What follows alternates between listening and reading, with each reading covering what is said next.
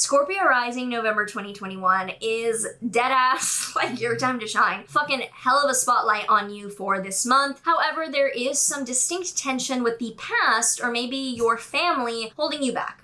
If you're excited to dive into this November for your rising sign, make sure that you like, subscribe, and hit that notification bell so that you are always up to date with what the stars have in store for you. Hi there, I'm Maren. If we have not met yet, very nice to meet you in the most likely the final rising sign forecast I will ever be filming in this room. I mean, technically it's my apartment, but I'll be subletting it, and as far as I know, I'll be fucking across the world. So kind of a moment here in the room that I've done all these in for the past 2.5 years.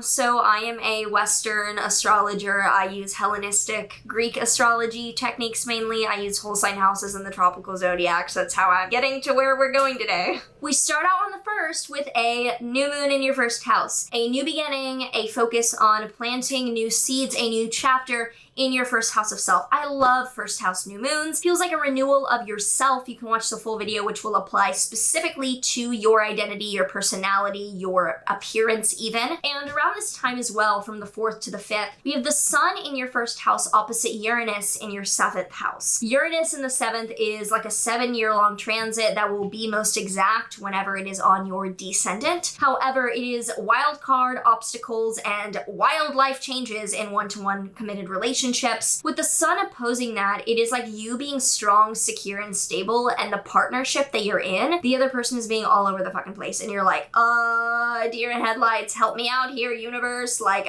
they're crazy, but I like them. And then on the 9th, there's a Mercury-Mars conjunction in your first house. Mercury-Mars in the first house is like, you are having some sharp fucking words, my friend. Mercury communication, Mars in its own sign is like, don't fuck with me, mic drop. This is like a mic drop moment on the 9th. On the 9th to the 12th, Mars in your first house will be squaring Saturn in your 4th house of home, family, property, ancestors, the past, all that like foundational shit in life. So you trying to assert yourself and be aggressive is halted by words or energy of caution from your family or living situation. Now on the 15th to 16th though, the sun in your first house is squaring Jupiter in your 4th house. So you and the focus coming on you and the opportunities coming to you this month are actually helping out your family and your living situation. So like maybe they should be a little thankful, or your living situation's improving even as the people there are like being cautious. On the 16th to 18th, Mars in your first house will be opposing Uranus in your 7th house. So you trying to do things and go after things in your life is being troubled by the unpredictability or chaotic nature of your partner. That is a big tone to the month. On the 18th to 19th, Venus in your Capricorn 3rd house will be trine Uranus in your 7th house though. So the good things that you're able to do content-wise, writing-wise,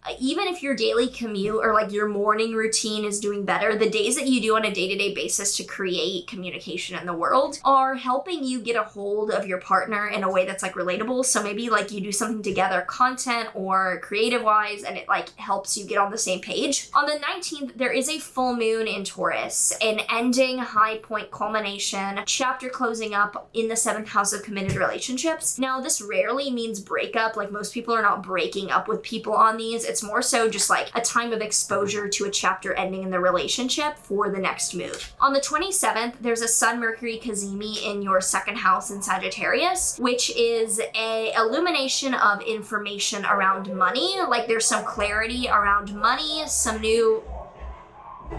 They just said money in the song that's playing outside, so it's a fucking sign. You're gonna get a download around money on the 27th. From the 28th to the 30th, Mars in your Scorpio 1st house will be trining Neptune in your Pisces 5th house. A nice end to the month where the effort that you're putting into the world is helping you have a dreamy romantic relationship or creative project manifest. End of the month, which is lovely, so keep doing you, fuck the haters. If you have any thoughts, predictions, or comments you would like to leave below, feel free to. I love hearing from you, and yeah, let's move on to the tarot now. Tarot card for Scorpio Risings. Oof, I know this one.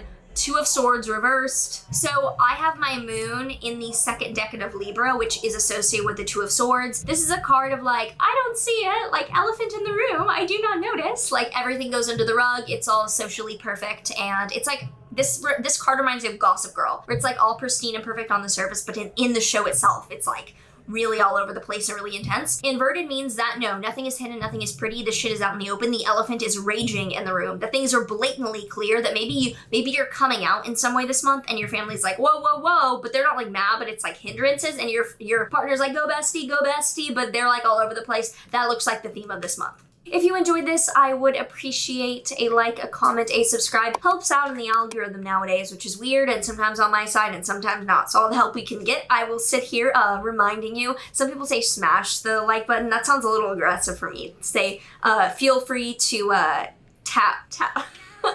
Whatever. I'll see you next month wherever I am, so take care.